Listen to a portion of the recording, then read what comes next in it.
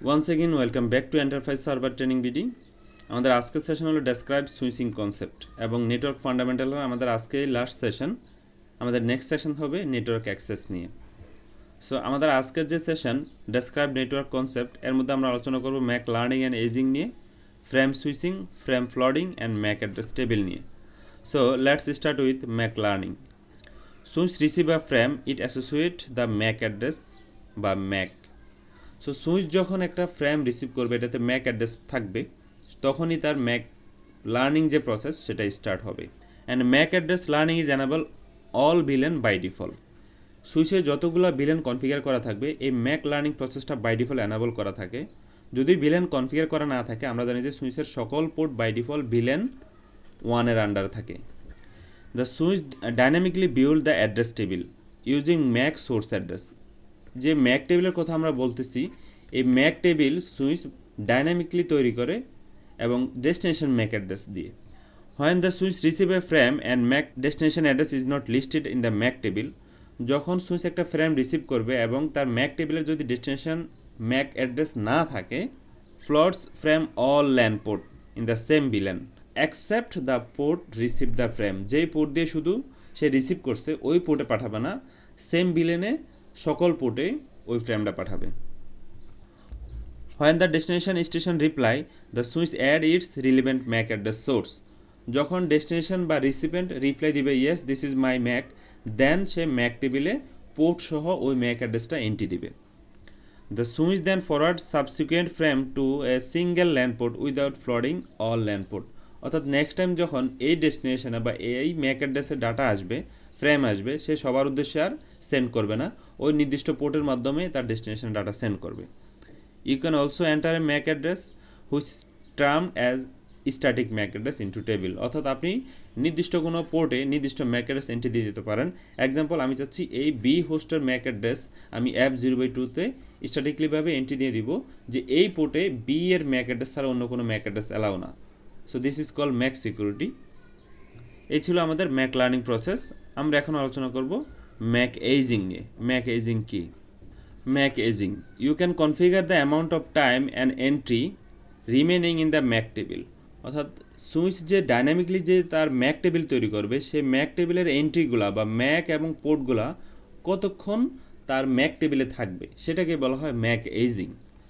You can also MAC ageing time interface configuration mode or VLAN configuration mode. এই MAC ageing টাইমটা আপনি ইন্টারফেসে configure করে দিতে পারেন এবং ভিলেনও কনফিগার করতে পারেন। The MAC aging time specifies the time before entry is out and is discard from the MAC address table। আমরা যেটা বলেছিলাম যে MAC aging টাইমটা আসলে ডিক্লেয়ার করে আপনার ম্যাকগুলা কতক্ষণ ম্যাক টেবিলে থাকবে, স্টে করবে। Its range from 0 to 10 lakh, by default 300 second. এবং এই ম্যাক টেবিলটা যদি ডাইনামিকলি তৈরি করে, তার by default MAC ageing time হলো 300 সেকেন্ড। এছাড়াও আপনি 0 থেকে 10 লাখ পর্যন্ত সর্বোচ্চ ম্যাক এজিং টাইমটা আপনি সিলেক্ট করে দিতে পারেন, স্ট্যাটিক এন্ট্রি করে দিতে পারেন। And entering value 0 is disable MAC aging. এবং ম্যাক এজিং টাইম যদি 0 থাকে, তার মানে MAC aging process is disable. এখন আমরা আলোচনা করব ফ্রেম সুইচিং নিয়ে। Frame switching. So LAN switch are categorised by forwarding method. ল্যানের যে সুইচগুলো আমরা ব্যবহার করি সেগুলো ক্যাটাগরিজ করা হয় ফরওয়ার্ডিং মেথড অনুসারে। সো ফরওয়ার্ডিং মেথডগুলো কী কী? Store and forward, cut through and fragment free. আমরা এখন আলোচনা করব স্টুডেন্ট ফরওয়ার্ড সুইচ নিয়ে। Student forward switch store the entire frame in the internal memory, check the frame error before forwarding the frame to destination.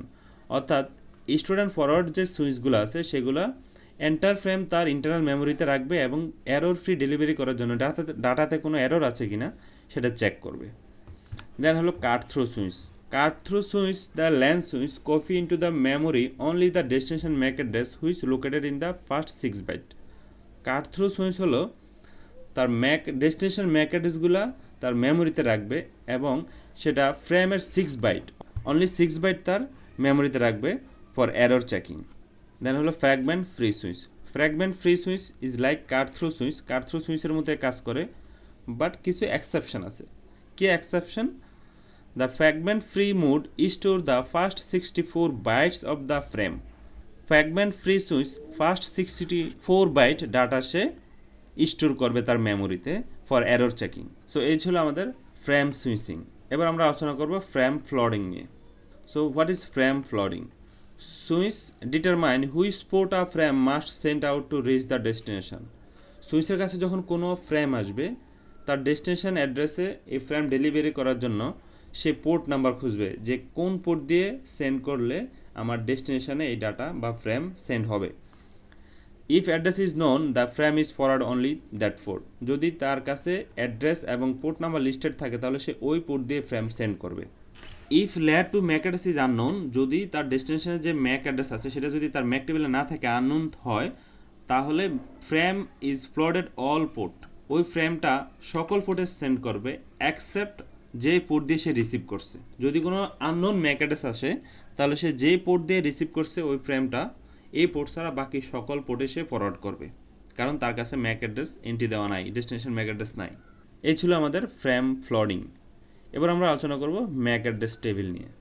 So এটা হলো Mac table, এবং Mac টেবিলে যেই সব ভ্যালুগুলা বা কন্টেন্টগুলো থাকে সেগুলো হলো ভিলেন ইনফরমেশন থাকবে, ম্যাক অ্যাড্রেস থাকবে অ্যান্ড টাইপ থাকবে। ম্যাক অ্যাড্রেসটা কি স্ট্যাটিক অর ডাইনামিক, দেন থাকবে পোর্ট নাম্বার।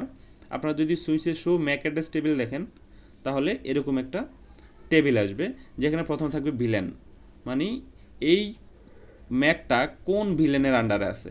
দেন থাকবে ম্যাক টাইপ, এখানে কি স্ট্যাটিক ম্যাক এটা নাকি ডাইনামিক ম্যাক।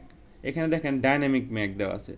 দেন ওকে এই ম্যাকটা কোন পোর্টের আন্ডারে, বিকজ এই পোর্টগুলো থাকে ভিলেনের আন্ডারে। সো একটা ম্যাক অ্যাড্রেস টেবিলে তাহলে 4টা ইনফরমেশন থাকবে, ভিলেন ইনফরমেশন, ম্যাক অ্যাড্রেস এবং ম্যাক টাইপ এবং port. So that's all for today. আমরা নেক্সট সেশনে আলোচনা করব নেটওয়ার্ক অ্যাক্সেস নিয়ে।